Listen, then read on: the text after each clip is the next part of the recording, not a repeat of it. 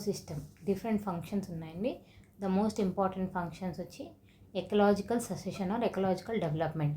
అసలు ఎలా డెవలప్ అవుతుంది, ఒక ట్రీ నుంచి నెంబర్ ఆఫ్ ట్రీస్ ఎలా ఫామ్ అవుతాయి, energy flow, energy for example ఒక ట్రీ సాయిల్లో ఉండే న్యూట్రియంట్స్ అన్నీ ప్లాంట్స్కి వెళ్తాయి. ఆ ప్లాంట్స్ నుంచి ఫ్రూట్స్ అన్నీ మళ్ళీ హ్యూమన్ బీయింగ్ అనిమల్స్కి అలా ఫ్లో ఎలా అవుతుంది అని nutrient cycle. Nutrients, same process, how nutrients is transferring from soil to plants to animals. అలా ఇంపార్టెంట్ న్యూట్రియంట్స్ చూస్తాం. ఎకలాజికల్ ససెషన్.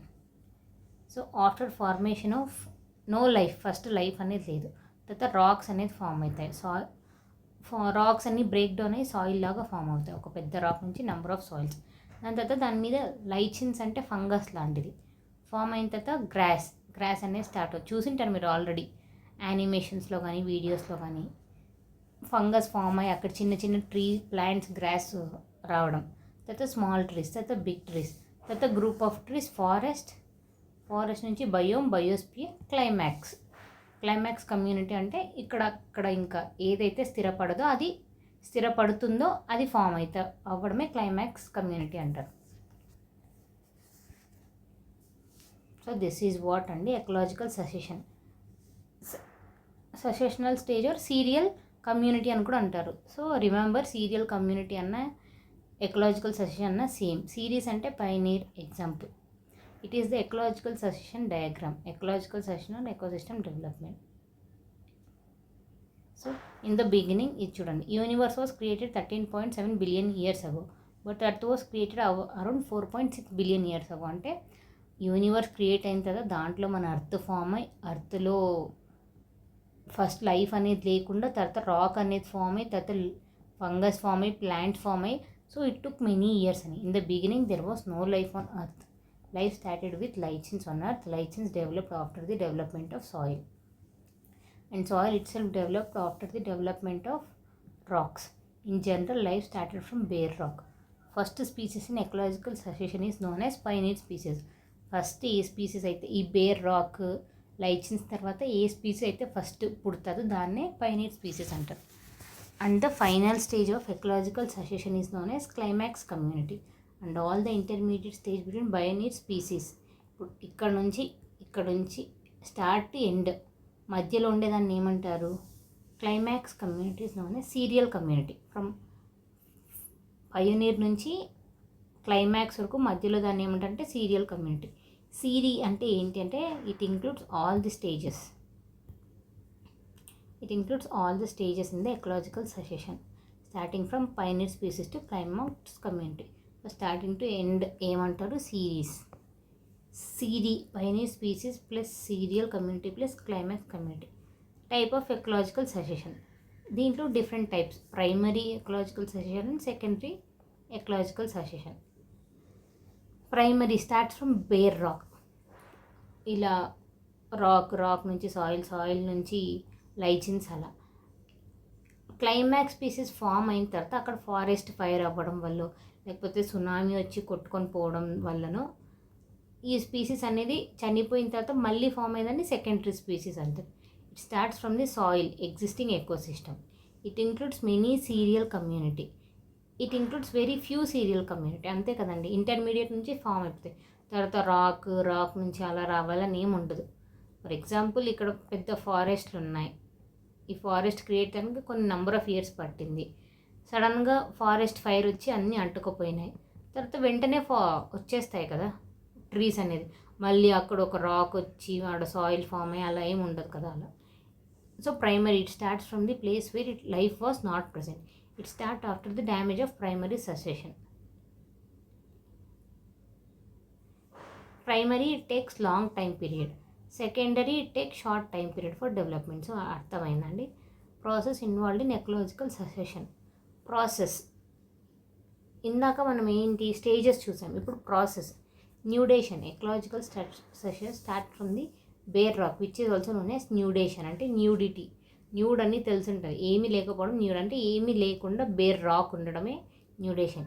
ఇన్వేషన్. సీడ్స్. ఇప్పుడు ఈ రాక్ మీద నుంచి ఇన్వేషన్ బయటికి వస్తాయి. రాక్లో ఉండే మైక్రో ఆర్గానిజమ్స్ సంథింగ్ ఏదన్నా మైక్రో ఆర్గానిజమ్స్ ద్వారా దేని ద్వారా ఒక చిన్న ప్లాంట్ అలా Seeds and spouts of one species will transfer from one habitat to another habitat with the help of agents like wind, water and some organisms. ఇక్కడ ఏమీ లేదు, ఇక్కడ మొత్తం శూన్యం. ఒక రాక్ ఉంది, సమ్ వాటర్ వర్షం పడడం వల్ల లేకపోతే ఎయిర్ రావడం వల్ల ఒక స్పీసీస్ వచ్చి ఇక్కడ ఒక ప్లాంట్, ఒక సీడ్ వచ్చి పడింది. తర్వాత అక్కడికి అడాప్ట్ చేసుకొని గ్రో అవ్వడం. Invasion. Competition will starts among the different species for habitat and food. ఇక్కడ ఒక ప్లాంట్ వచ్చింది, ఇక్కడ ఎయిర్ ద్వారా, వాటర్ ద్వారా ఇంకో ప్లాంట్ వచ్చింది.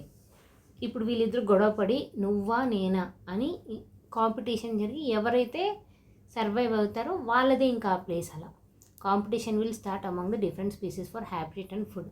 As per Darwin's theory of natural selection, the strongest and fittest species will survive and weakest one will die. Reaction. Species which have survived, ఇంకా బతికిండేది ఇంకా అక్కడుండే రియాక్షన్స్ అన్నీ తట్టుకుంటూ ఉంటుంది. In the competition has to react with its surrounding environment. The species which having the ability to tolerate its surrounding environment conditions will become stable species and finally form climax community. Climax community form అయిన తర్వాత ఇంకా stability అనేది, ఇక్కడ నేను ఉండగలను అని తెలిసిన తర్వాత మళ్ళీ ఇంకా హౌస్ కన్స్ట్రక్షన్ చేసుకోవడం, దానికి తగ్గట్టు stability, climax community. Types of series. Hydrosere అంటే if succession starts from water. Sere అంటే stages from primary to climax వరకు. హైడ్రో అంటే వాటర్లో స్టార్ట్ అయ్యేదాన్ని హైడ్రో సిరీస్ అంటారు. జెరో సిరీస్ అంటే start from dry habitat. xerophyte plants grow in deserts. Litho series అంటే from bare rock. Psammo series అంటే start from sandy habitat. Halo series అంటే start from saline habitat. So ఇలా ఒక climax species form అవ్వాలంటే ప్లాంట్స్లో నుంచి form అవుతుంది, salt ఉన్న habitat నుంచి ఫామ్ అవుతుంది, డ్రై ఏరియా నుంచి ఫామ్ అవుతుంది అలా. సో అర్థమైందండి. సో న్యూడేషన్ అంటే ఏంటి, ఇన్వేషన్ అంటే ఏంటి, కాంపిటీషన్, అసలు ecosystem, primary ecosystem, ecological succession, secondary ecological succession. దాని తర్వాత energy flow in ecosystem, how energy is transmitted. మనకి ఎనర్జీ ఎలా వస్తుంది, from soil to plant to human అలా. Capacity, energy flow, capacity to flow of energy to do work is known as energy. Capacity to do work is known as energy. Flow of energy unidirectional, ఒక్కొక్క stage నుంచి ఈ stage నుంచి ఈ స్టేజ్కి, ఈ stage నుంచి ఈ స్టేజ్కి ఇలా వెళ్ళడం యూనిడైరెక్షనల్. మల్టీ డైరెక్షనల్ అంటే ఒకటే ఎనర్జీ డిఫరెంట్. ఫుడ్ వెబ్ అంటారు, ఫుడ్ చైన్ అంటారు. చైన్కి వెబ్కి గుర్తు పెట్టుకోండి, చైన్ ఎప్పుడు ఇలా కనెక్ట్ అయి ఉంటుంది, అదే వెబ్ ఎక్కడి నుంచి అంటే అక్కడ నుంచి కనెక్ట్ అయి ఉంటుంది. సో ఫుడ్ చైన్ అంటే unidirectional. Multi directional is food web. Grazing food chain, detritus. So 2Ds. Example అడుగుతారండి, ఫుడ్ చైన్కి ఎగ్జాంపుల్ ఏంటి, డిటోరియసా లేక గ్రేజింగ్ ఫుడ్ చైన్ అంటే grazing and detritus. Energy flow in different direction in an ecosystem. Energy flow is the fundamental process of ecosystem. Based on direction, there are two types of energy flows. Unidirectional flow, energy flow in single direction. From grass నుండి grasshopper నుండి frog నుంచి snake నుండి eagle. The unidirectional flow of energy is also known as food chain. Two types of unidirectional food chains, grazing food chain and detorious food chains. ఇవే అండి most important. Grazing ఇందాకే చెప్పినాం, ఈ food chain start from plants or biotic compounds. Detritus అంటే చనిపోయినవి. From dead materials is known as detritus food chain. Grazing food chain is common in aquatic ecosystem. Detritus food chain is common in terrestrial ecosystem.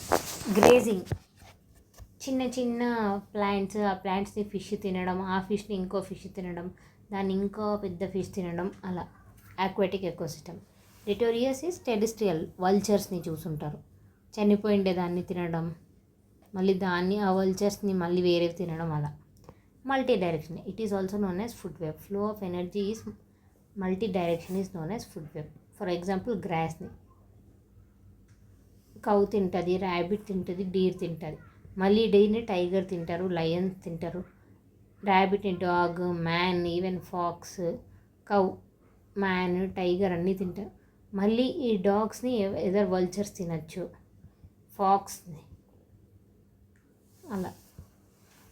So different inter relation. So ఒక గ్రాస్ని ఒకటే కాకుండా different different things తింటుంటే multi directional. ఈ energy ఫ్లోర్స్ని pyramids ద్వారా. Pyramids are triangular shape figures. Pyramids can be upright or inverted. Upright అంటే ఇలా, ఇన్వర్టెడ్ అంటే ఉల్టా. There are 3 types of pyramids in ecology. Pyramids of energy, pyramids of number, pyramids of biomass. Important అండి. Pyramids ఎనర్జీకి సంబంధించిన ఒక pyramid energy ఎలా flow అవుతుంది, డిక్రీజ్ అవుతుందా ఇంక్రీజ్ అవుతుందా అని. నంబర్స్ అనేది ఇంక్రీజ్ అవుతుందా డిక్రీజ్ అవుతుందా అని. బయోమాస్ అంటే వెయిట్ లాంటిది. పిరమిడ్ ఆఫ్ ఎనర్జీ, ఎనర్జీ అనేది ఇలా అండి. First trophic level, second traffic level, fifth traffic, 5 traffic levels ఉంటాయి. ఇది కూడా ఇంపార్టెంట్. ఎన్ని ట్రాఫిక్ లెవెల్స్ ఉంటాయని కూడా అడుగుతారు. Only 5. This pyramid is used to represent the flow of energy from producers to consumers. Through producers నుంచి కన్స్యూమర్స్కి. దేర్ క్యాన్ బి మ్యాక్సిమం, చూడండి, 5 traffic levels in energy pyramid because of 10% లా. ఇది కూడా అడుగుతారు. 5 stages ఉంటాయి and 10% లా. 10, 50 నుంచి 40, 40 నుంచి 30, 10% law. This law is given by Raymond Lindeman. ఇది కూడా important. What is the concept of Raymond Lindeman అని డైరెక్ట్గా అడుగుతారు. Raymond Lindeman concept is energy flow from first stage to fifth stage 10% law. In the year 1942, according to this law, only 10% of energy will be transferred to the upper trophic level and remaining 90% of the energy will be lost in the form of heat. Okay, 100% ఎనర్జీలో 90% waste అయిపోయి 10% మాత్రమే ఇలా 5 స్టేజెస్లో transfer అవుతుంటుంది. Energy lost in the form of heat. In energy pyramid producers always represented in first trophic level. First trophic లెవెల్లో ఎవరు ఉంటారంటే producers. First అంటే ఇది అనుకోని, ఇక్కడ first stage first trophic level and consumers are represented in upper trophic level. So చూసారా, producers, తర్వాత primary దాన్ని కన్జ్యూమ్ చేసేది, తర్వాత సెకండరీ, తర్వాత tertiary. Drawback of limitations of ప్రతిదానికి పాజిటివ్స్ ఏంటో ఇప్పుడు ఎలా చూపించినారో నెగిటివ్స్ అలా. Energy could not represent omnivorous and saprophytes, decomposers, even though they are important part of food chain. Yes, energy pyramid represents the unidirectional flow of energy, but multidirectional flow of energy is dominant in the ecosystem. This is also not shown. Energy pyramid represents the unidirectional flow of energy, but multidirectional flow energy is dominated in the ecosystem. Pyramid of energy is always upright. It never inverted. Upright. ఎప్పుడైనా energy ఈ stage నుంచి ఈ stage నుంచి అలా చూపించారు. So important అండి, అడుగుతారు. Pyramid of energy is ఇన్వర్టెడా, ఆల్వేస్ అప్రైటా, ఓన్లీ ఫ్యూ టైమ్స్ అప్రైట్ అని. Pyramid of energy is always upright, remember. Second, pyramid of numbers అనేది డిక్రీజ్ అవుతుంది ఇంక్రీజ్ అవుతుంది అని concept. The pyramid of number represents or shows the total number of organisms or individuals of species in each trophic level. Pyramids of number can be upright or inverted. Upright pyramid of number, inverted pyramid of number. For example చూడండి, ఇక్కడ గ్రాస్ల్యాండ్లో gross hoppers ఎన్ని ఉంటాయండి? ఎక్కువ ఉంటాయి. కానీ frocks కొంచెం తక్కువ ఉంటాయి. ఇంకా కొంచెం తక్కువ స్నేక్స్ ఉంటాయి. ఈగిల్స్ ఇంకా తక్కువ. So upright. అదే inverted pyramid of numbers, hyper parasites, birds, single tree. ఒక సింగిల్ ట్రీలో బర్డ్స్ ఎన్ని ఉంటాయి? ట్రీ ఒక్కటే కానీ దాంట్లో ఉండే బర్డ్స్ ఎక్కువ. ఆ బర్డ్స్ మీద ఉండే పారాసైట్స్ ఇంకా ఎక్కువ. ఇంకా హైపర్ పారాసైట్స్ అంటే ఇంకా మైక్రో పారాసైట్స్ ఇంకా ఎక్కువ. అలా phytoplankton, zooplankton, medium bird and big fishes. Third, pyramid of biomasses. Pyramid of biomasses is used to show or represent the total dry weight అండి. మన బాడీలో వాటర్ అంతా అయిపోయిన తర్వాత డ్రై వెయిట్ ఎంత ఉందో దాన్నే బయోమాసెస్ అంటారు. It is represented in grams by meter square. It can be both upright or inverted. So ఇక్కడ ఈ టేబుల్ ఇంపార్టెంట్ అండి. Pyramid of energy is always upright. Pyramid of number can be upright or inverted. Pyramid of biomass can be upright or inverted. Important bit అండి, చూసుకోండి. ఇప్పుడు nutrients, ఎకోసిస్టంలో nutrients ఎలా transfer అవుతాయి అని. సో చూసుకోండి, ఇక్కడ nutrient cycle or chemical cycle. So చూసారా, ఒక రాక్ నుంచి తర్వాత సాయిల్ నుంచి ఒక ట్రీ, ప్లాంట్స్ నుంచి ట్రీస్ నుంచి హెర్బివోరస్, దాన్ని కార్నివోరస్ని అలా. The flow of nutrients from rock to soil to plants to animal and finally or eventually back to soil. ఇంకంతే కదా, మనం అన్ని న్యూట్రియంట్స్ తీసుకుంటాం. మనం చనిపోయిన తర్వాతనో ఎలానో again we are transferring that to soil, అలా is known as nutrient cycle. It is also known as biogeochemical cycle. There are two types of nutrient cycle in an ecosystem, that is gaseous cycle and sedimentary cycle. Gaseous అంటే gaseous ఫామ్లో carbon, బయట ఉన్న కార్బన్ని మన బాడీలో ఉండే carbon exhale చేస్తున్నాం, మళ్ళీ inhale చేసుకుంటున్నాం. Plants are using carbon dioxide for different purposes. మళ్ళీ దాని ప్రాసెస్ అయిపోయిన తర్వాత స్టార్చ్ రూపంగా రిలీజ్ చేయడం, అలా. నైట్రోజన్ సైకిల్, హౌ నైట్రోజన్ దాన్ని నైట్రైట్ లాగా కన్వర్ట్ చేసి హౌ ప్లాంట్స్ విల్ ఇంటేక్, ఆ ప్లాంట్స్ని మళ్ళీ హెర్బివోరస్ ఇంటేక్ చేసి మళ్ళీ కార్నివోరస్ వాటిని హెర్బివోరస్ని ఇంటేక్ చేసి అలా. హౌ అగైన్ ఆ యానిమల్స్ కూడా చనిపోయి or they in the form of excreta మళ్ళీ నైట్రోజన్లా కన్వర్ట్ అయిపోవడం, hydrological cycle. So we have gaseous cycle, hydrological cycle, sedimentary earth, phosphorus and sulphur. So అడుగుతా అండి, గ్యాషియస్ సైకిల్స్ ఏవి, సెడిమెంటరీ సైకిల్స్ రెండు, phosphorus and sulphur. Gaseous cycles అంటే carbon, nitrogen gases. Carbon cycle గురించి చదువుతాం ఫస్ట్, మెయిన్గా atmosphere గురించి. So చూసారా, carbon dioxide how it is, carbon from ఇక్కడ నుంచి ప్లాంట్స్కి వెళ్తుంది, plants in there photosynthesis process. అక్కడ నుంచి యానిమల్స్, అక్కడ నుంచి దాని యానిమల్స్ తినేస్తాయి, యానిమల్ ఫర్ దేర్ రెస్పిరేషన్. తర్వాత వదిలేయడం, మళ్ళీ ఆ ప్లాంట్స్ చనిపోవడం ద్వారా మళ్ళీ అట్మాస్ఫియర్కి కార్బన్ డైఆక్సైడ్ రీచ్ అయిపోతుంది. అండ్ అదే కాకుండా ఇంకా డిఫరెంట్ ప్రాసెస్ ద్వారా కార్బన్ డైఆక్సైడ్ రిలీజ్ అవుతుందంటే through volcanoes to decomposers, micro organism, industries. So అర్థమైందా అండి, అట్మాస్ఫియర్లో కార్బన్ డైఆక్సైడ్ అనేది ప్లాంట్స్ ఎలా తీసుకుంటాయి, ఆ ప్లాంట్స్ని మళ్ళీ మనం తీసుకుని మళ్ళీ మనం దాన్ని ఎలా చేసేసి మళ్ళీ అట్మాస్ఫియర్లో ఎలా రిలీజ్ చేస్తున్నాం. కొన్ని డైరెక్ట్ ప్రాసెస్ ఉంటాయి, కొన్ని ఇండైరెక్ట్ ప్రాసెస్ ఉంటాయి. Nitrogen cycle second important cycle అండి, చాలా అంటే చాలా ఇంపార్టెంట్. Reservoir, atmosphere. రిజర్వాయర్స్ అంటే ఎక్కడి నుంచి ప్రొడ్యూస్ అయ్యేది అంటే atmosphere. Plants takes in inorganic form of.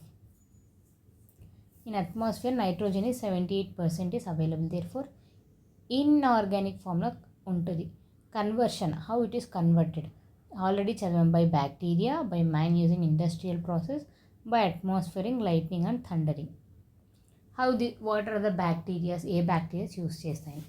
Bacterias involved in nitrogen cycle. Type of bacteria, free living bacteria and symbiotic bacteria. Free living అంటే ఫ్రీగా ఉండే, సింబయోటిక్ అంటే నువ్వు ఇది చేస్తే నేను ఇది చేస్తా అని, అసోసియేటెడ్ విత్ ప్లాంట్స్ నువ్వు నాకు ఫుడ్, నేను నీకు నైట్రోజన్ ఇస్తా, అలా. ఈ ఫ్రీ లివింగ్ బ్యాక్టీరియా కూడా aerobic, with the help of oxygen, and without the help of oxygen is anaerobic bacteria. Aerobic bacteria is Azotobacter, బెంజమిక్. అనెరోబిక్ అంటే క్లోజ్డ్ ఫామ్లో నైట్రోజన్ని కన్వర్ట్ చేసే బ్యాక్టీరియాస్ ఏంటి అంటే Clostridium and Rhodospirillum. So symbiotic bacteria. So అర్థమైందా అండి, how nitrogen is converted through free living bacteria and symbiotic bacteria. A free living bacteria lo kuda we have aerobic and anaerobic. Symbiotic bacterial associated with symbiotic, rhodium, frankia, ఇవన్నీ ఏ ప్లాంట్స్కి, ఈ plants దగ్గర మాకు నువ్వు నీడ నివ్వు, నేను నీకు నైట్రోజన్ ఇస్తా అన్నట్టు. అజోఫెరిలియం, సైనోబ్యాక్టీరియా, ఇది బ్లూ గ్రీన్ ఆల్గే దగ్గర ఉంటుంది సైనోబ్యాక్టీరియా. వాళ్ళ దగ్గర రెస్ట్ తీసుకుంటుంది, రెస్ట్ తీసుకున్నందుకు సంథింగ్ దే షుడ్ పే కదా, అలా cyanobacteria will give nitrogen. It is having the photosynthetic character. So nitrogen cycle ఎలా, ఫస్ట్ ఒక 5 స్టెప్స్ అండి, ఇంపార్టెంట్ స్టెప్స్ రిమెంబర్. ఇప్పుడు కార్బన్ డైఆక్సైడ్కి ఒక 2 స్టెప్స్ ఎలా, sunlight from photosynthesis to animals, అలా nitrogen fixation, nitrogen to ammonia. Nitrogen fixation అంటే conversion of nitrogen to ammonia is called as nitrogen fixation. Nitrification అంటే nitrogen to nitrite is called nitrification. And nitrite to NO2 to NO3 nitrite.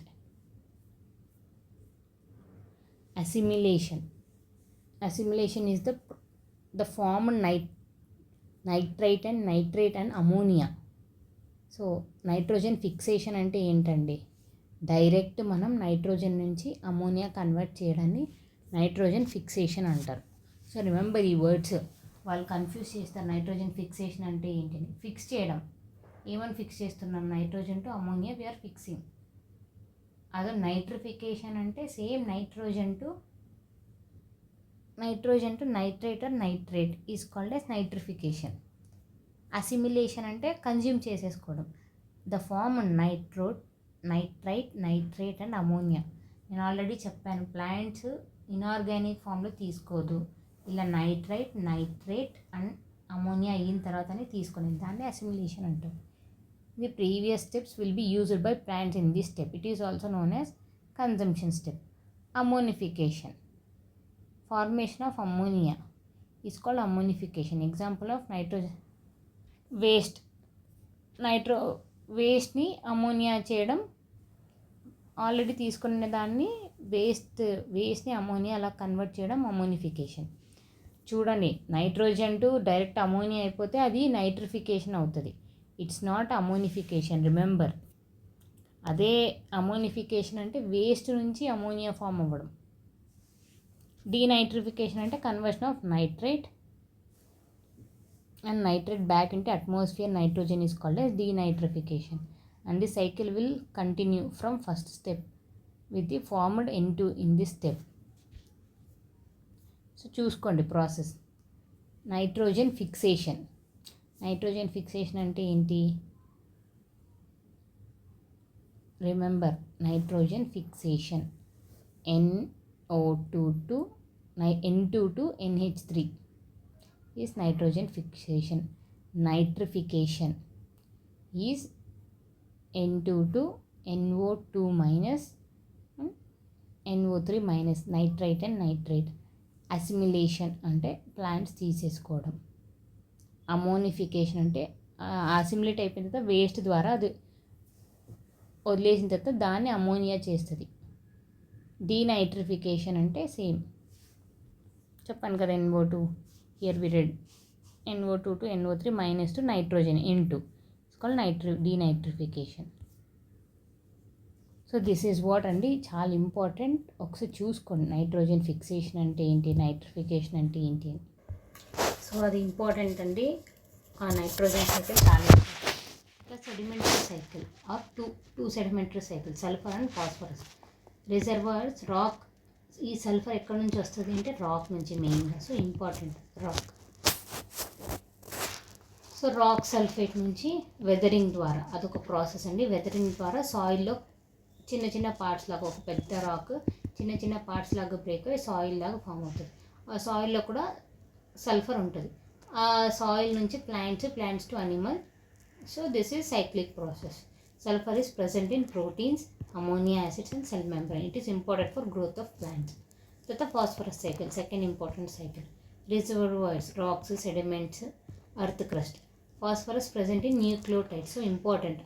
మన బాడీలో sulphur ఎక్కడ ఉంటుంది అంటే సెల్స్లో, phosphorus ఎక్కడ ఉంటుంది అంటే nucleotides. RNA, DNA is having nucleotides. So phosphorus present in teeth and bones and ammonia acid. Rock నుంచి weathering ద్వారా సాయిల్ నుంచి ప్లాంట్ నుంచి అనిమల్. ఆ అనిమల్ని మనం కూడా కన్జ్యూమ్ చేస్తాం. Even people are consuming deer, peacock, hen, cow etcetera. So animals నుంచి అలా. ఇంటరాక్షన్ బిట్వీన్ బయోటిక్ కాంపోనెంట్స్ అంటే టూ లివింగ్ ఆర్గనిజమ్స్ ఇంటరాక్ట్ అయితే ఏమవుతుంది అని. బెనిఫిట్, ప్లస్ అంటే బెనిఫిట్, మైనస్ అంటే లాస్, జీరో అంటే న్యూట్రల్, ఏమీ కాకుండా అలానే ఉంటుందండి. There are 3 types of interactions. Mutualism అంటే ఇద్దరికి, in which both living species will get benefits to each other. Coral reefs, rhizobium bacteria. Mutual అంటే మ్యూచువల్గా హెల్ప్ చేసుకోవడం. Competition both living species will get harm or loss. ఇద్దరు కాంపిటీషన్లో నువ్వా నేనా అని ఇద్దరు గొడవ పడతారు కాబట్టి బోత్ హ్యాస్ లాస్, మైనస్ అని. ఇది రెండు ప్లస్ సింబల్స్ ఇంపార్టెంట్ అండి. మ్యూచువలిజం అంటే రెండింటికి ప్లస్, కాంపిటీషన్ అంటే రెండింటికి minus. Predation where one gets benefit అంటే plus, the other will get loss అంటే plus minus.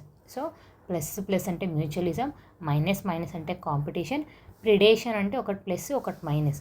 Parasitism without killing అంటే జీరో, ప్లస్ అండ్ జీరో, ఒకదానికి పాజిటివ్ ఇంకో దానికి without killing. Commensalism one gets profit అంటే ప్లస్, ద అదర్ న్యూట్రల్ అంటే zero, ఇది కూడా plus zero. Amensalism small plants growing under tree and not effect for big trees. So mutualism అంటే plus, competition minus, predation అంటే plus and minus. Parasitism అన్న plus minus, so parasitism అంటే plus minus, ఇది plus zero. So remember the symbol. Mutualism అంటే ఇద్దరికి plus, competition అంటే ఇద్దరికి minus, predation అంటే ప్లస్ ఒకదానికి ప్లస్ ఇంకో దానికి మైనస్, పారాసైటిజం అంటే ఇంకో దానికి ప్లస్ ఒకదానికి మైనస్. ఇది విత్ కిల్లింగ్. ప్రిడేషన్ అంటే పరిగెత్తి వెళ్ళి చంపడం, పారాసైటిజం చంపకపోయినా అదే చనిపోతుంది అలా. కమ్మెన్సలిజం అంటే plus and minus, amensalism is minus and zero. So ఒకటి న్యూట్రల్ ఇంకో దానికి నెగిటివ్. సో ఇంపార్టెంట్ అండి. Plus mutualism, minus competition, plus minus predation, plus minus with killing without killing. Parasitism, commensalism is plus and zero, amensalism is minus and zero. So ఇదో clear explanation. When two biotic species interact, both will be under profit. Interaction between coral and algae.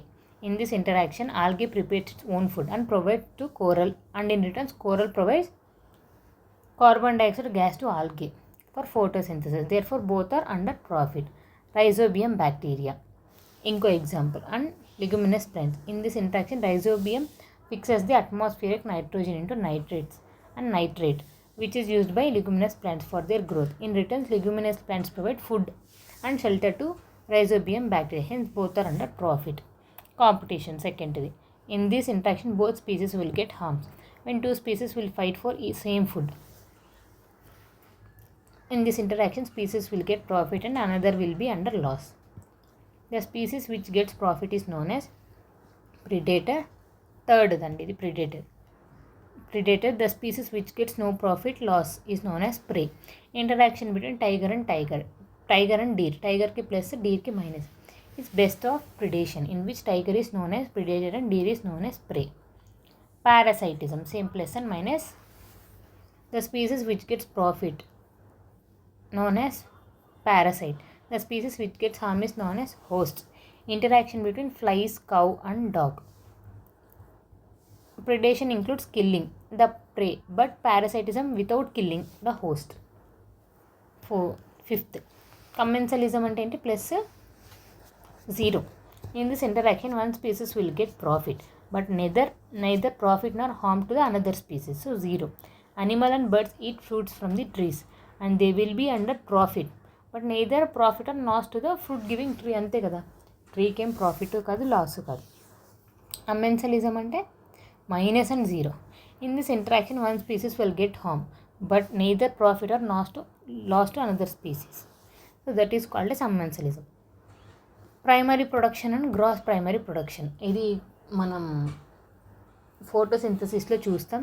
Amount of biomass or organic matter produced per unit area over time period by plant during photosynthesis is called as primary production. Gross primary production, rate at which solar energy is captured in sugar molecule during photosynthesis. Rate వచ్చి gross, అదే in a particular time అంటే primary production. So that's all అండి. Now will enter into third chapter. Wait, this can be rotated.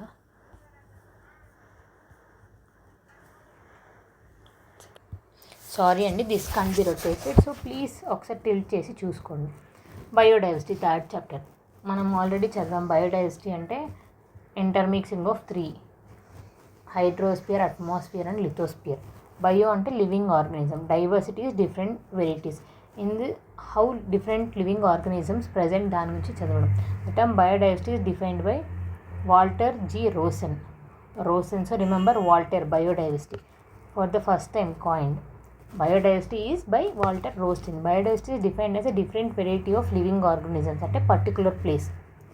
So biodiversity అంటే ఈ ప్లేస్లో different type of variety animals exist అయితే దాన్ని biodiversity అంటారు. Factors affecting the distribution of biodiversity. Ecosystem. So let's consider ఒక 2 ఎకోసిస్టమ్స్ని consider చేసుకుని ఏ దాంట్లో biodiversity ఎక్కువ ఉందో చెప్తాం. ఇక్కడ elephant, deer, rabbit. So 3 species ఉన్నాయి. ఇక్కడ elephant, deer, rabbit, tiger, lion. So total we have number of species are 5. So which is in rich biodiversity అంటే ecosystem B. So ecosystem B is richer than ecosystem A. Ecosystem B is richer biodiversity. So gives important, as it gives important to number of species than the count of individual species. So this is what biodiversity. If already we studied biodiversity is very less in different regions and it is affected. Biodiversity ఏమేమి affect చేస్తాయి అంటే altitude, temperature, everything. So climate, relief and altitude. So in this whole earth here we have, ఇక్కడ మనకు minimum biodiversity present అవుతుంది because of high temperatures, climatic conditions. Equator rich biodiversity ఎందుకంటే ఫ్రీక్వెంట్గా rainfall and sunlight ఉండడం వల్ల. At polar reasons biodiversity is low because of less sunlight. ఇది altitude, highest altitude. ఇక్కడ top of the mountain we have less biodiversity. At surface okay, good. At altitude less life will be present. Next, see, now continuation. Biodiversity is maximum at equator and decreases towards pole and becomes minimum or least at polar regions because of climatic factors. At polar regions sun rays are not vertical, rather than they are slant. Therefore very minimum plants and animals will exist near polar regions in both the hemisphere. So climate factor is one of the factor for determining biodiversity. Relief అంటే ఇలా స్లాంట్గా ఉంటే ఇలా ఉండే surface మీద ఎక్కువ biodiversity ఉంటుంది, ఇలా slant. Relief biodiversity will be minimum at the top of the mountain. Yes, ఈ ఏరియా ఇది మౌంటైన్ అనుకోండి, ఇక్కడ బయోడైవర్సిటీ ఎక్కువ ఉంటుంది, ఇక్కడ ఇంకొంచెం తక్కువ, ఇక్కడ ఇంకా తక్కువ, ఇక్కడ ఇంకా తక్కువ. అలా top of the mountain and at the bottom of the valleys and oceans. Even వ్యాలీస్లో కూడా, ఇది వ్యాలీ అనుకోండి, ఇక్కడ బయోడైవర్సిటీ ఎక్కువ ఉంటుంది, ఇక్కడ ఓకే కొంచెం. As you go depth there is no biodiversity అలా. సో రిలీఫ్ని బట్టి బయోడైవర్సిటీ అనేది చేంజ్ అవుతుంది. Altitude, with increase in height or altitude biodiversity decreases. So this is the one of the example. So here you can see in this diagram biodiversity ఇక్కడ ఈక్వేటర్లో maximum ఉంటుంది. As you go it increases. Biodiversity here it is minimum. As you go upper it increases. In general, biodiversity increases towards equator from poles and vice versa, decreases towards poles. Causes of biodiversity degradation. What is the reason for biodiversity? ఇప్పుడు మనకు తెలుసు environmental degradation, climate degradation, everything జరుగుతుంది. అలా biodiversity degrade అవ్వడానికి కారణాలు ఏంటి? 2 types of causes. ఎప్పుడైనా 2 causes important. One is natural and man made, artificial or man made. Natural causes forest fire, landslides, tsunamis ఎవరు కావాలని చెయ్యరు. Earthquakes, volcanoes, floods, droughts are natural causes for loss of biodiversity. Artificial causes deforestation, మనమే in the name of shifting cultivation, slash burn cultivation, infrastructural activities like road construction, dams, industries, bridges, tunnels, we are undergoing deforestation and different activities. దానివల్ల కూడా environmental biodiversity degradation జరుగుతుంది. And mining and even increasing population. ఇప్పుడు increasing population హ్యూమన్స్కి ఇంత, ఇదంతా forest area అని declare చేశారు. But ఇక్కడ 5 మెంబర్సే ఉన్నారు, ఇప్పుడు 10 మెంబర్స్ అయ్యారనుకోండి, ఈ ల్యాండ్ అంతా కొట్టేసి ఇక్కడ ఆక్యుపై చేస్తారు కదా. So increasing in population can also leads to degradation of biodiversity. Types of biodiversity. There are 3 types of biodiversity: genetic biodiversity, species biodiversity, ecosystem biodiversity. Genetic biodiversity అంటే ఒకటే స్పీసీసే బట్ డిఫరెంట్ జీన్స్ ఉంటాయి. Already we studied deer అనేది ఒకటే, Sangai deer, barking deer, oryx, chinkara అని. So different species, different genes even we all are humans, but ఆఫ్రికాలో ఒకలాగా ఉంటారు, అమెరికాలో ఒకలా ఉంటారు. Some different type of genes exist అంతే. Diversity within the species is known as genetic biodiversity. Different type of mangoes, Badami, Ratnagiri, Banganapalli example. Deer, as I said, spotted Deere, హంగూల్, అలా. Species diversity అంటే different different species. Diversity between the species is known as diversity in tigers, lions, deers. 3 sub type of species. మళ్ళీ దీంట్లో ఈ స్పీసీస్లో alpha species, beta species and gamma species. Alpha species total diversity in any particular place is known as alpha species. ఒక్క ప్లేస్లోనే different species ఉంటే దాన్ని different diversities ఉంటే alpha species అంటారు. Beta species, it is diversity between 2 places, between this two. దీనికి compare చేస్తే ఇక్కడ ఒక 5 స్పీసీస్ ఉన్నాయి, ఇక్కడ 10 స్పీసీస్ ఉన్నాయి, సో డిఫరెన్స్ ఈస్ 5. దాన్ని బీటా స్పీసీస్ అంటారు. Gamma species total diversity of different plants is called as. Total మొత్తం డిఫరెంట్ అన్ని ప్లేసెస్ కంపేర్ చేస్తే దాన్ని అలా అంటారు. So remember, alpha, beta, gamma. Alpha is within, దీంట్లో డిఫరెన్సెస్ చూడడం alpha. Beta is alpha and beta. Gamma is total. So understand. In the above diagram, total diversity in ecosystem is known as alpha diversity, and diversity between ecosystem A and B is called as beta diversity, and diversity of all 4 ecosystems together is known as gamma diversity. ఇలా మనం ఒక diversity ఎంత ఉంది అని ఎలా compare చేస్తాము అని. Gamma diversity is diversity at higher level in the levels of organisation of ecology.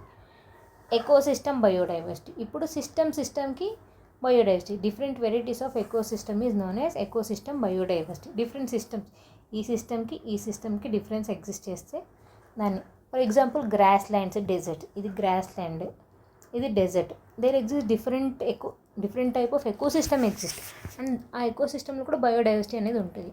దాన్ని స్టడీ చేయడమే ecosystem biodiversity. Forest, aquatic ecology. So ఇది ఎకోసిస్టమ్ అంటే ఏంటి, దాంట్లో డిఫరెంట్ బయోడైవర్సిటీస్ ఉంటాయి. దాన్ని ఎలా మనం డిగ్రేడ్ చేస్తున్నాం, natural and man-made causes. So we need to conserve these biodiversity. 2 types of conservation, in situ conservation and ex situ conservation. In situ conservation అంటే ఒక ఫారెస్ట్ అక్కడ ఉంటే అదే ఫారెస్ట్ని కన్జర్వ్ చేయడం is in situ conservation with in natural habitats. దానికి ఒక border వేసేసి ఇక్కడ ఎవరు రాకుండా ఉండడం. ఎక్స్ సిటు కన్జర్వేషన్స్ అంటే అక్కడ ఒక ప్లాంట్ ఉంది, ఆ ప్లాంట్ని తీసుకొచ్చి మనం వేరే ప్లేస్లో దాన్ని పెట్టి ఒక హౌస్ కన్స్ట్రక్షన్ చేసి, ఒక ల్యాబొరేటరీ కన్స్ట్రక్షన్ చేసి దాంట్లో ప్రొటెక్ట్ చేయడం, it is X situ conservation. So here see, in situ conservation total we have 106 national parks for the present, and 3 రీసెంట్గా యాడ్ అయ్యి, అవన్నీ ఒకసారి చూసుకోండి ఇంపార్టెంట్. వైల్డ్ లైఫ్ సెంచరీ 551 కూడా కాదు, it has been increased. Tiger reserves not 51. So దీని data if possible please comment in the comment section. Total number of national parks, total number of wild life sanctuaries, tiger reserves, elephant reserves, biosphere reserves. ఇవన్నీ already ఒక ప్లేస్ని we are declaring it as biosphere reserve. మనమేమో extra features add చేసి ఎక్కడెక్కడో place అంతా clumps చేసి we are not doing. So it is in situ conservation. X situ conservation అంటే botanical gardens, ఎక్కడెక్కడో ఉండే ప్లాంట్స్ అన్నీ తీసుకొచ్చి ఒక గార్డెన్లో పెట్టడం. Zoological park, blood bank, gene bank, seed bank, these are ex situ conservation. And important అండి, Svalbard seed bank located in Norway, one of the important ex situ conservation. వరల్డ్లోనే seeds అన్నీ ఒక చోట మనం ప్రిజర్వ్ చేస్తున్నాం, that is in Norway. And ఇండియాలో ఎక్కడ అంటే లద్దాఖ్లో. ఇన్ సిటు, ఇప్పుడు we are reading about in situ conservation. National park, now we have 106 national parks are created based on the provision under wildlife protection act. Important, అసలు ఈ national park create చేయాలని ఎవరు చెప్తున్నారంటే wildlife protection act, important. And biosphere reserves is man and biosphere reserves act 1971. Both state and centre. ఇప్పుడు ఒక state and important, even this can be question, who can declare national park? Both state also has rights and centre can create national park.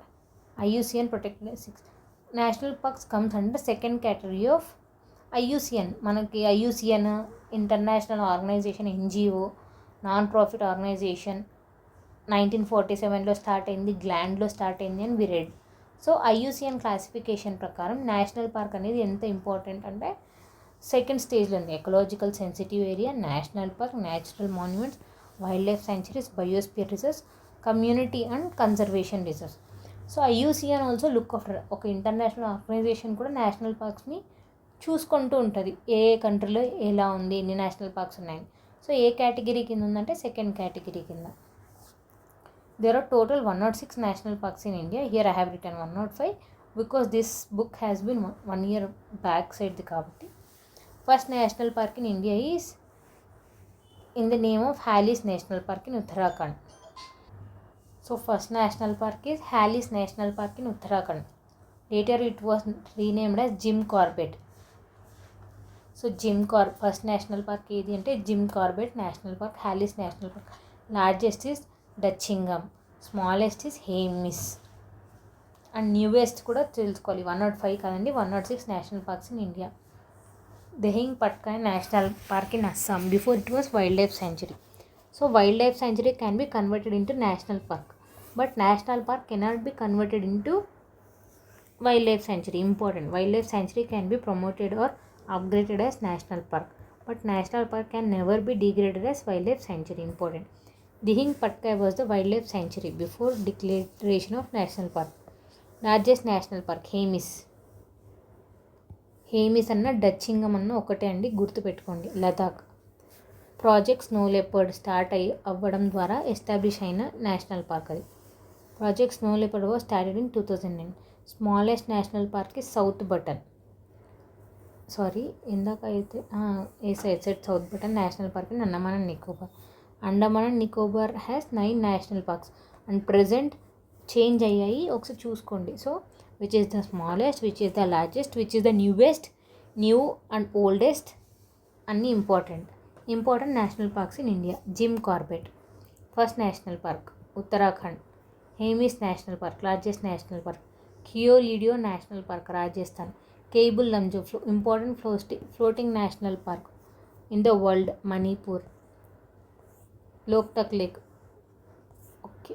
Kaziranga Manas national park Assam. Famous for golden langur endemic species అని we studied. Famous river called Manas river flows through this Manas national park. Kaziranga national park Assam. Kaziranga even we can find one horn rhinos. Orang National Park, Assam, famous for tigers, declared as 50th Tiger Reserve, 51st Tiger Reserve. In presently we have 51 tiger reserves. Meghamalai in Kerala and Tamil Nadu, and present tiger reserves have been increased. 53 tiger reserves we have. అవేంటో ఒకసారి చూసుకోండి. Dudhwa national park Uttar Pradesh. Government initiative. మరి ఇవన్నీ ఎందుకు చెప్తున్నారు ఓరంగ్ దుధ్వా అంటే మీకు options ఇచ్చి ఈవెన్ కన్ఫ్యూజ్ చేయొచ్చు. అండ్ ఈ కరెంట్ అఫైర్స్ 2023వి కాబట్టి don't take it lightly. Government took initiatives of shifting rhinos from Kaziranga national park to Dudhwa national park in of UP. Dudhwa is in UP. Sultanpur national park Haryana.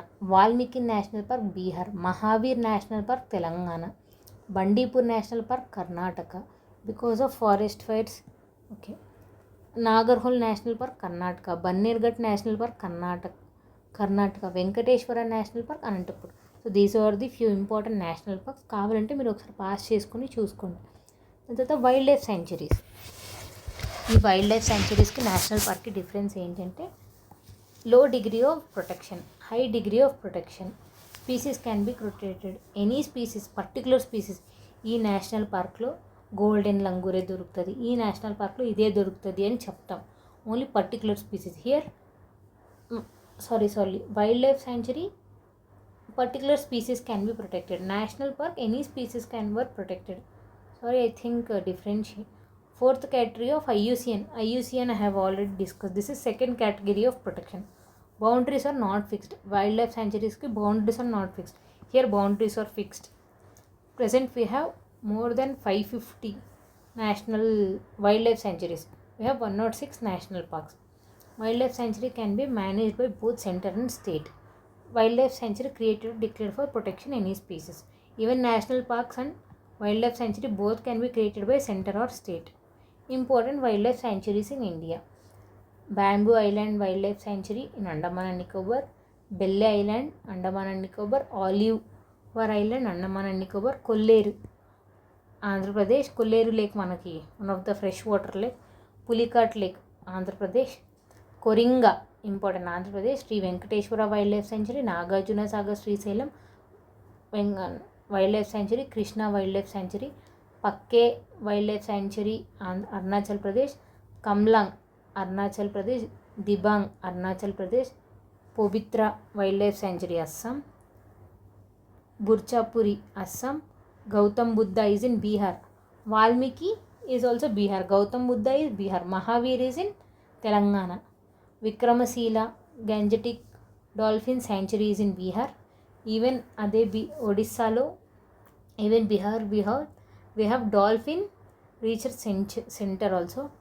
Bhagavan Mahavir in Goa, Bhagavan Mahavir, Salim Ali is in Goa, Netravali is in Goa, Asolo Bhatti Wildlife Sanctuary is in Delhi, Nal Sarovar Gujarat, Chandrathal Himachal Pradesh, Nandini Wildlife Sanctuary Jammu and Kashmir, Gulmarg Jammu and Kashmir, Bhadra Karnataka, Bilgiri Ranga Hills Karnataka, Sloth Bear is in Karnataka, Rangantittu already I have mentioned, Rangantittu Madhya Pradesh, sorry Karnataka, Rangantittu is in Karnataka.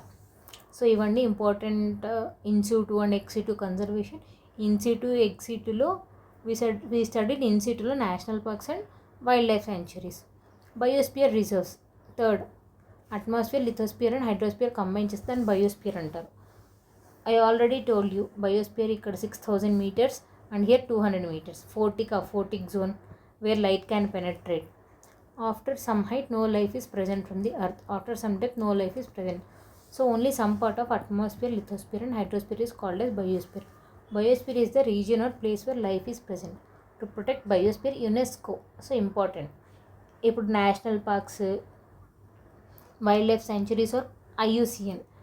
Biospheres or UNESCO launched a Man and Animal program in the year 1971. As the provision of MAP program, India declared 18 biospheres. At present, we have how many biospheres? Recognized by MAB is 12. Not 12. So, correct and 12. So remember total ఇండియాలో 18 biosphere reserves ఉన్నాయి.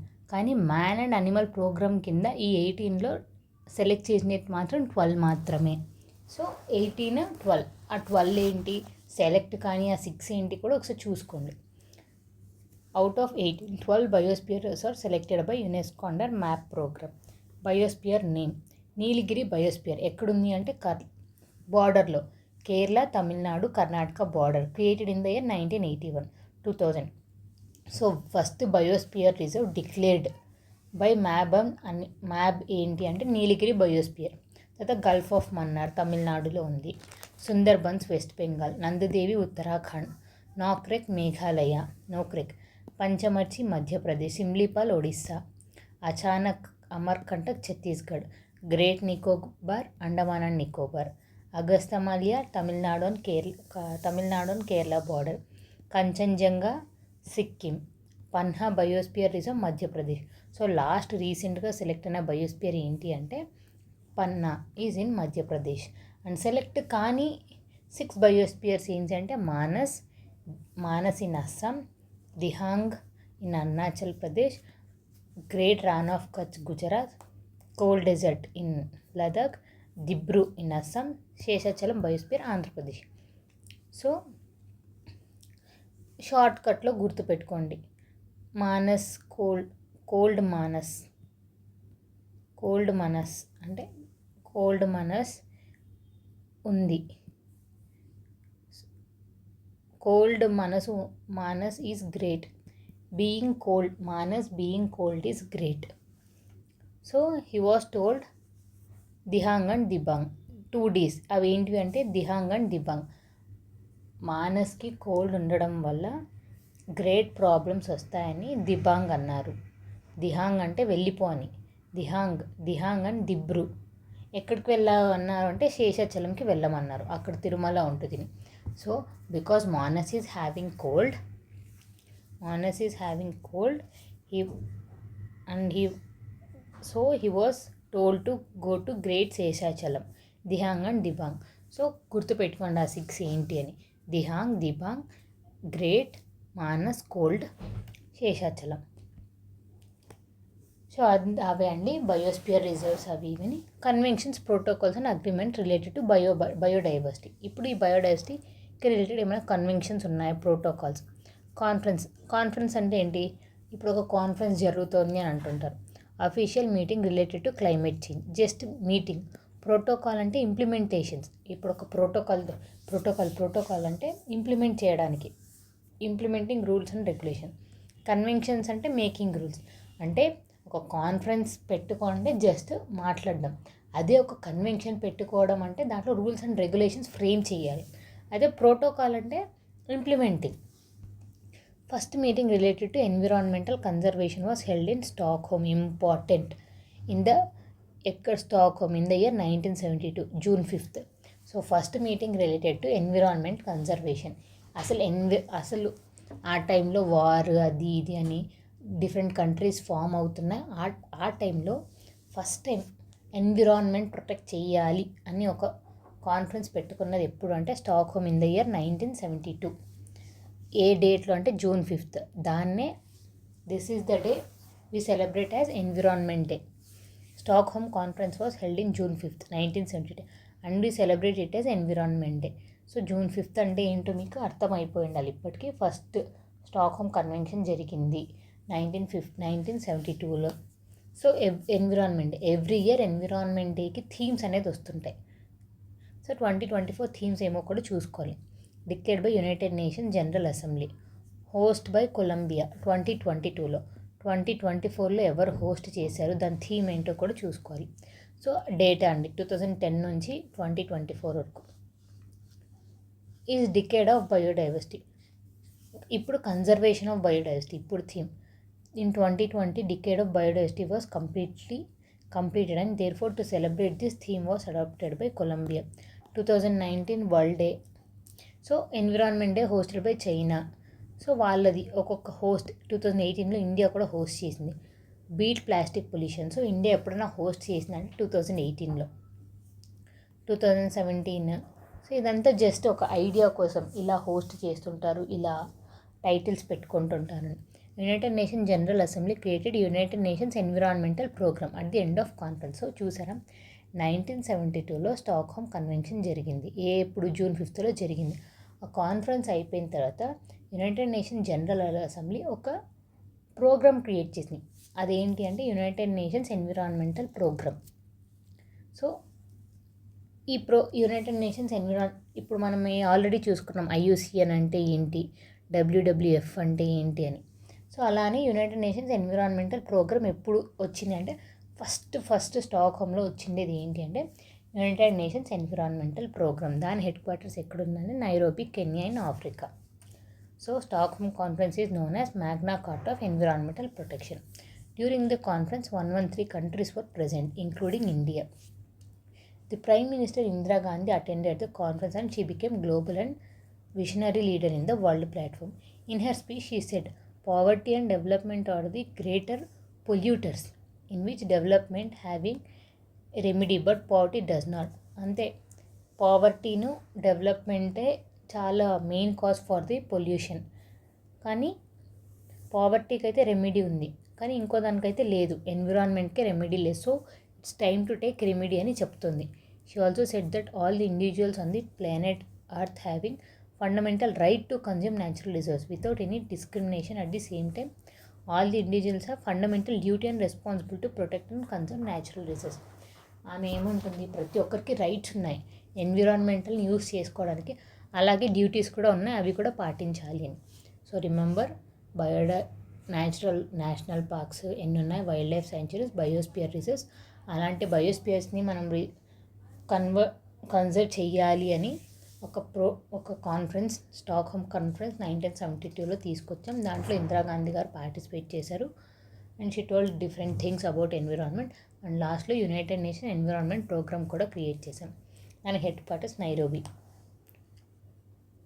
World Commission on Environment in the year 1983. Next, World Commission on Environment and Development. The Prime Minister of Norway became the chairman of this as Brundtland Commission. So చూసారా, మళ్ళీ 1983లో 1972లో అయిపోయిన తర్వాత మళ్ళీ 10 years 1983లో ఒక commission form అయింది same environment గురించి discuss చేయడానికి. అదే కమిషన్ అంటే Brundtland commission. This submitted the report with our common future. Important అండి, అవర్ కామన్, అందరికీ కామనే కదా, ట్రీస్ డెస్ట్రాయ్ అయిపోయినా means this environment and future is common for each and every one without any discrimination of the poor and rich. So our common future అనేది the term sustainable development mention is coined by Brundtland commission. So important, sustainable development ఎప్పుడు mention చేసే, hour common future ఎప్పుడు వచ్చింది అంటే 1983లోనే నార్వేకి సంబంధించిన person బ్రుంట్లాండ్ అనే person chair చేసినప్పుడు hour common future అనే ఒక report and sustainable development in our common future report. Sustainable development without causing అంటే మనము డెవలప్ అయ్యి పక్కనల్ని కూడా ఫ్యూచర్ జనరేషన్ వాళ్ళని కూడా డెవలప్ చేద్దామనడమే sustainable development. Brundtland commission recommended to create a separate independent organisation to tackle the climate changes. అవును, ఒక separate పొలిటికల్గా ది ఎటు ఇన్ఫ్లుయెన్స్ లేకుండా ఉండే ఒక సపరేట్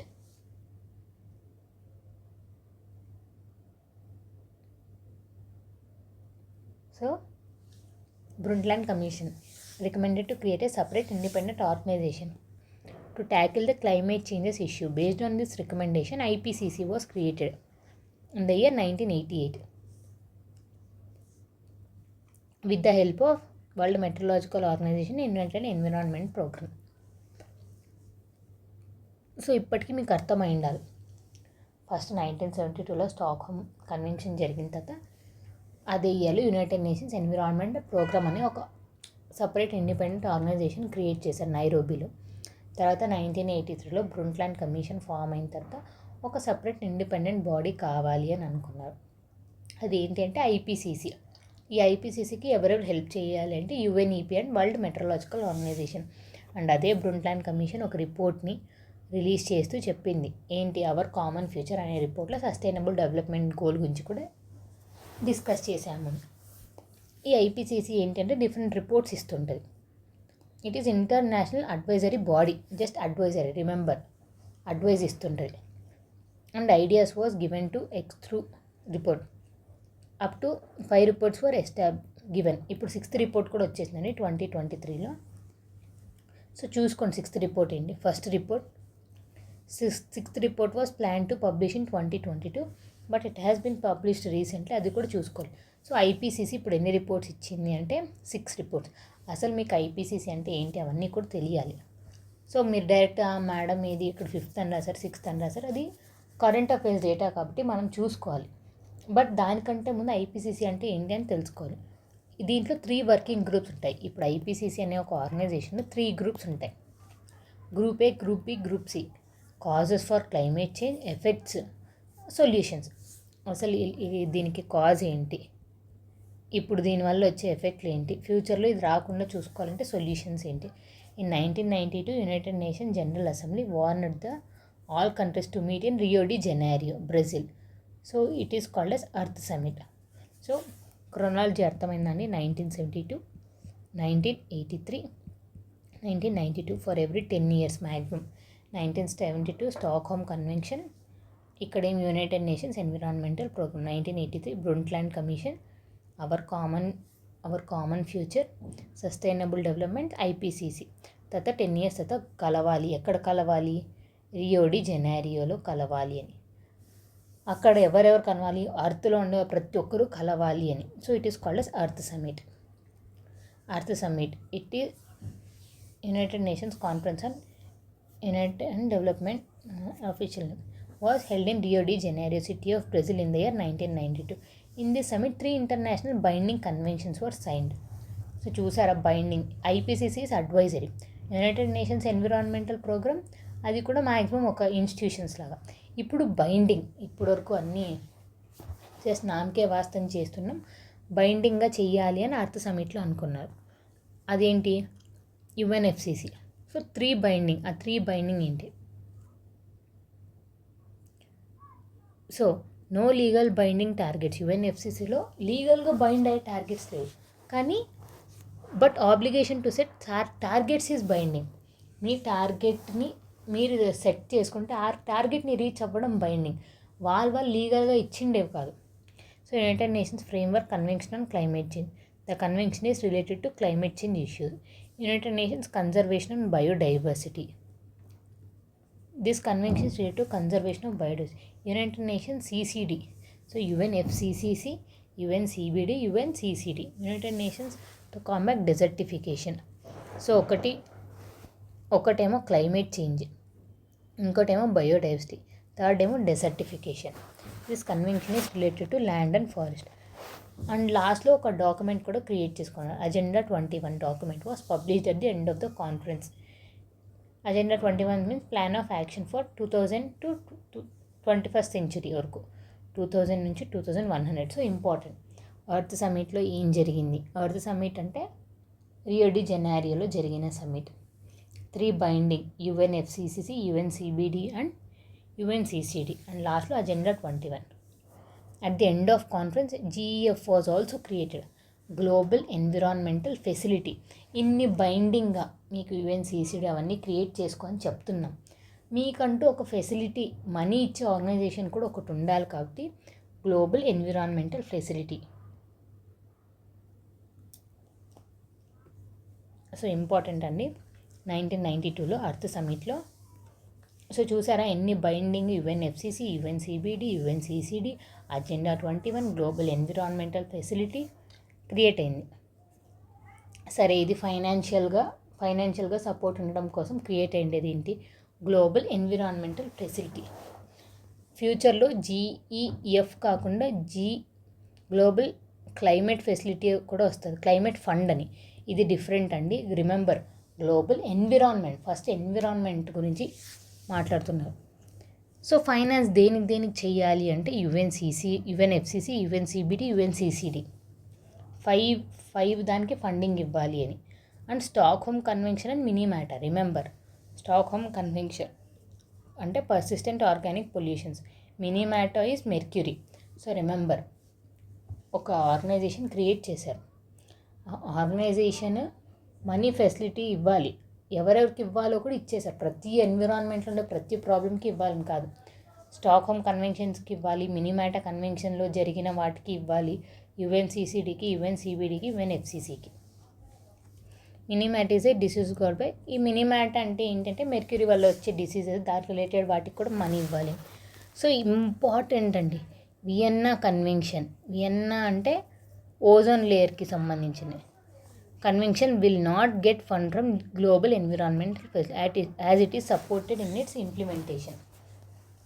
జీఈఎఫ్ హెడ్ క్వార్టర్స్ ఎక్కడుంది అంటే వాషింగ్టన్ డీసీ. ఇప్పుడు చూసారా, IUCN, Gland, United Nations Environmental Programme Nairobi, Global environmental Facility Washington. Money ఎక్కువ ఉంటే యుఎస్ఏలోనే ఉండాలి కాబట్టి వాషింగ్టన్. సో గుర్తుపెట్టుకోండి. ఐయుసిఎన్ ఎక్కడుంది, యుఎన్ఈపి ఎక్కడుంది, Global Environmental, if possible WWF headquarters ఎక్కడుంది, ఇవన్నీ డిస్కస్ చేసేసాం.